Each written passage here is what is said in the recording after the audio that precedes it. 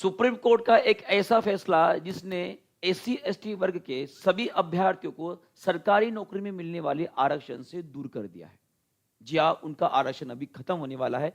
एक ऐसी ही चर्चा जो है सभी और चल रही है और पूरा मुद्दा क्या है, क्या पूरी केस है, कौन कौन इसमें इन्वॉल्व है और क्या आखिर में सच्चाई क्या है, इस सभी चीजों के ऊपर जो है हम आज प्रकाश डालने वाले, उसको समझने वाले। और ये जो आज का केस हुआ है, जो Union of India versus Sajib Roy के मामले में दिया जा रहा है, जो सुप्रीम कोर्ट का फैसला और उसके जजमेंट में लिखा गया है, क्या असलियत है, ये सभी बातों के ऊपर हम ध्यान देने वाले। और क्या सच में आने वाले 2030 तक क्या हमारे भारत से आरक्षण पूरी तरह से खत्म किया जाएगा, इस बात के ऊपर भी हम चर्चा करने वाले हैं। तो आखिर तक बने रहेगा, क्योंकि अगर आप गवर्नमेंट जॉब की प्रिपरेशन कर रहे हो, चाहे आप आरक्षित और अनारक्षित माने कि जनरल कैटेगरी से, एससी एसटी ओबीसी किसी भी कैटेगरी से बिलोंग करते हो, तो ये इंफॉर्मेशन आपके लिए बहुत बहुत ज्यादा इंपॉर्टेंट रहेगी। ठीक है, चलो शुरुआत करते हैं। शुरुआत हुई कहां से? शुरुआत हुई है, पर उसके पहले जो है मैं आपको बताना चाहूंगा कि हमारे भारत के संविधान में ऐसे कौन कौन से आर्टिकल है जो सरकारी नौकरी में जो एससी एसटी और ओबीसी जो वर्ग है उनके आरक्षण की बात करता है। सबसे पहले स्टार्ट करते हैं आर्टिकल 16 से। आप सभी को पता है कि आर्टिकल 16 में यह लिखा गया है कि हमारे भारत में जितनी भी सरकार की ओर से नौकरियां पैदा की जाती है या बनाई जाती है, उन सभी में सभी को समान अवसर मिलना चाहिए। क्या मिलना चाहिए? समान अवसर मिलना चाहिए। सबसे पहली बात वहां पर लिखी गई है, जो हमारा कानूनी अधिकार है। और साथ में इसी के एक सब कॉलम में या सब आर्टिकल में यह भी लिखा गया है कि राज्य के जो पिछड़े वर्ग होते हैं उनको सरकारी नौकरी में आरक्षण भी देना चाहिए। और उसी तरह से एससी एसटी जो वर्ग होते हैं उनके पदोन्नति माने की प्रमोशन भी आरक्षण होता है। यह 16(4) और 16(4)A आर्टिकल बोलता है। और उसके साथ जो हमारा राज्य के जो नीति निर्देशक होते हैं उनमें भी आर्टिकल 46 ये बोलता है कि राज्य के कर्तव्य है कि वह अनुसूचित जातियां, अनुसूचित जनजातियां और जितने भी समाज के कमजोर वर्ग है, यहां पर लिख दीजिएगा कमजोर वर्ग होते हैं, उनको शिक्षा और आर्थिक हितों को बढ़ावा दे। यहां पे फिर से शिक्षा माने कि सरकारी नौकरी की बात की जा रही है। यही नहीं, उसी तरह से सबसे इंपॉर्टेंट एक और आर्टिकल है, वो 334 माने कि 334। ये आर्टिकल ये बोलता है कि जो भी आरक्षण जो है एक निश्चित समय के लिए लागू होना चाहिए। शुरुआत में ये केवल 10 साल के लिए दिया जा गया था, पर राजनीतिक हथकंडे और अपने फायदे के लिए हमेशा जो है इस आरक्षण को बढ़ाते बढ़ाते बढ़ाते अब जो है इतने साल हो गए ना कि अब आप ही गिन लीजिएगा। और यह बताया जा रहा कि आने वाले 2030 में इसकी वैलिडिटी खत्म होने वाली है, इस 10 साल की। कहने का मतलब होता है क्या सच में 2030 में आरक्षण पूरी तरह से खत्म कर देगी? शुरुआत हो चुकी है। ठीक है, और उसी तरह से अनुच्छेद 340 माने कि आर्टिकल 340 ये भी बहुत ज्यादा इंपॉर्टेंट है। इसके तहत ओबीसी वर्ग जो है उनको आरक्षण दिया गया था। इसमें लिख दीजिएगा मंडल कमीशन की मदद से। मंडल कमीशन जो है राष्ट्रपति ने उनको जो है प्रधारित किया था और उसके अनुसार जो है उन्होंने जो जो भी सूचनाएं दी थी, जो इंफॉर्मेशन, उसके हिसाब से ओबीसी वर्ग को जो है आरक्षण दिया गया था। यह भी इंपॉर्टेंट है। सर इतना कुछ लिखने के बाद भी कैसे बोल सकते हो कि सर आरक्षण खत्म होने वाला है? चलो इस पूरे केस की गहराई को समझते हैं, जो सुप्रीम कोर्ट के जजमेंट को है उसे भी समझते हैं कि आखिर में उसने कंक्लूजन क्या है, इसे भी समझते हैं। तो शुरुआत कहां से होती है? शुरुआत होती है आपके हाई कोर्ट, केंद्र सरकार और सुप्रीम कोर्ट से। पर असल में इसका जड़ जो छुपा है, जड़ छुपा है हमारे स्टाफ सिलेक्शन कमीशन की एक एग्जामिनेशन जिसका नाम है कांस्टेबल जीडी की एग्जामिनेशन।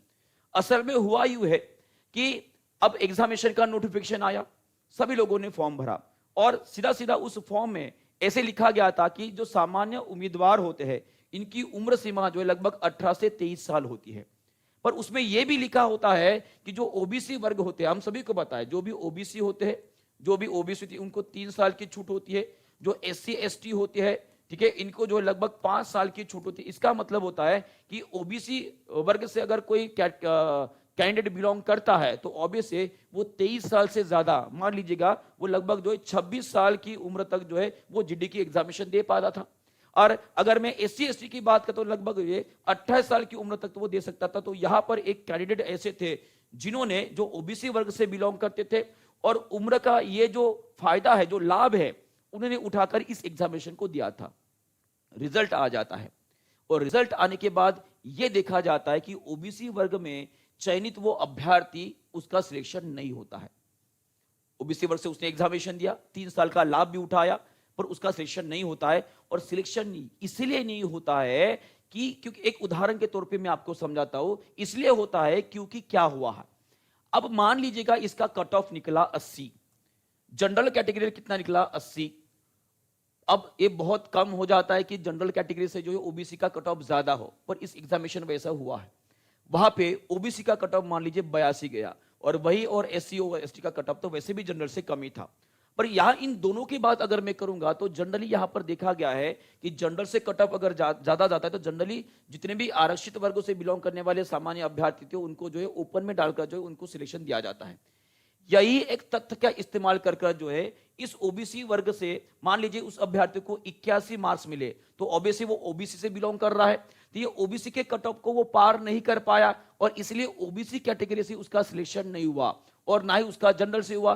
तो इस अभ्यर्थी का यह कहना था कि सर मैं ओबीसी से बिलोंग करता हूं, मैं 3 साल का छूट भी मुझे मिला है और मैंने जो है जनरल का कट ऑफ पार किया है, मेरा मार्क जो है इससे ज्यादा है, तो मुझे जनरल कैटेगरी में डालकर जो है मुझे नौकरी मिलनी चाहिए। और यही एक इंफॉर्मेशन लेकर जो है अपने अधिकार को पाने के लिए ये गया हाई कोर्ट में। कहां पर गया? हाई कोर्ट में गया और हाई कोर्ट में जाकर उसने पूरी वहां पे बात समझाई कि सर ऐसा ऐसा है। हाई कोर्ट ने बोला ठीक है भाई, आप बिल्कुल सही बोल रहे हो, अगर ऐसा होता है तो आपको नौकरी मिलनी चाहिए। तो हाई कोर्ट ने यह बोला है, देखो जजमेंट देखो हाई कोर्ट का क्या था।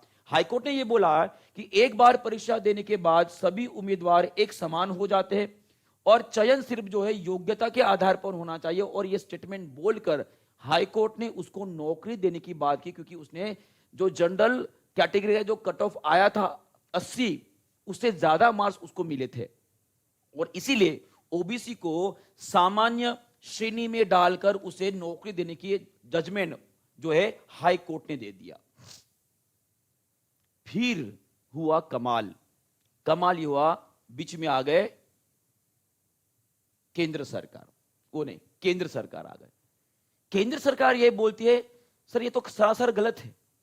फिर उन्होंने हिस्ट्री में पढ़े हुए एक जजमेंट का यहां पे रेफरेंस दिया। वो जजमेंट वो था कि एक मेमोरेंडम था जहां पर जो विज्ञापन था तारीख 1 जुलाई 1998 में, वहां पे साफ तौर पर यह लिखा था कि अगर किसी भी एससी एसटी ओबीसी उम्मीदवार ने उम्र की छूट, अनुभव में छूट या किसी भी लिखित परीक्षा में अधिक चांस जैसी किसी भी प्रकार की रियायत माने कि कंसेशन अगर लिया है, उसका लाभ अगर लिया है, तो उसे सामान्य श्रेणी की सीटों के लिए विचार नहीं किया जाएगा। यह इस भाई साहब ऑफिस मेमोरेंडम में लिखा है।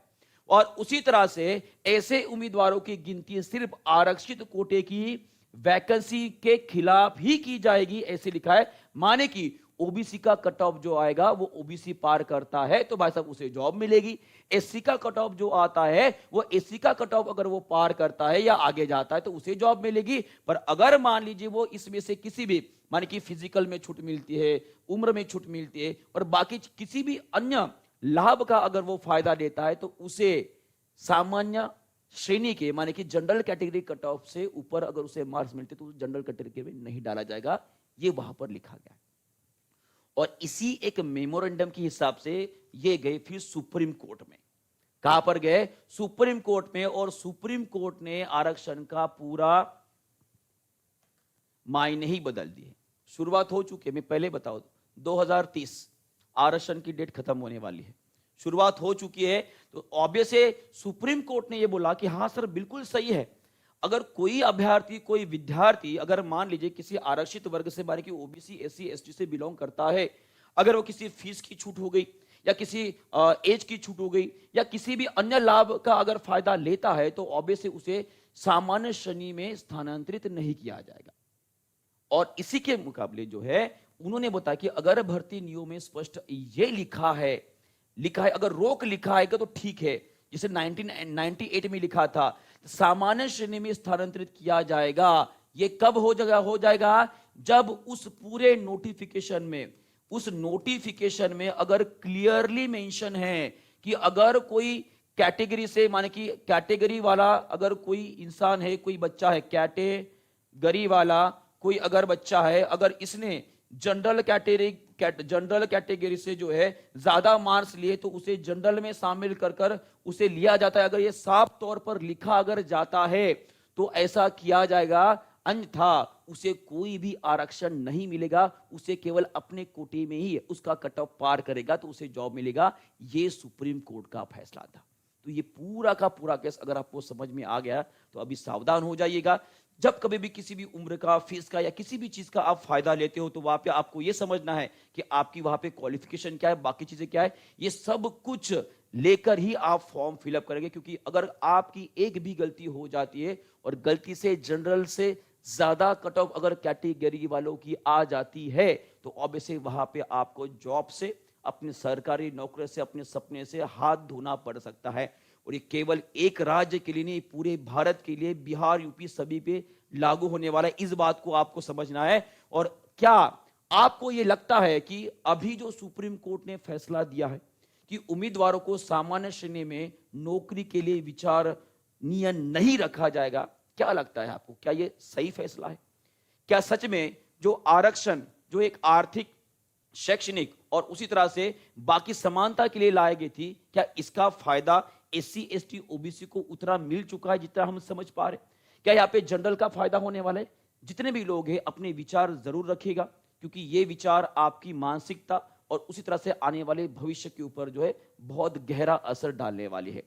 तो इस वीडियो को जितना ज्यादा शेयर हो सके शेयर करिएगा, ताकि बहुत इंपॉर्टेंट इंफॉर्मेशन जो है हर किसी के पास पहुंच सके। धन्यवाद। Thank you very much.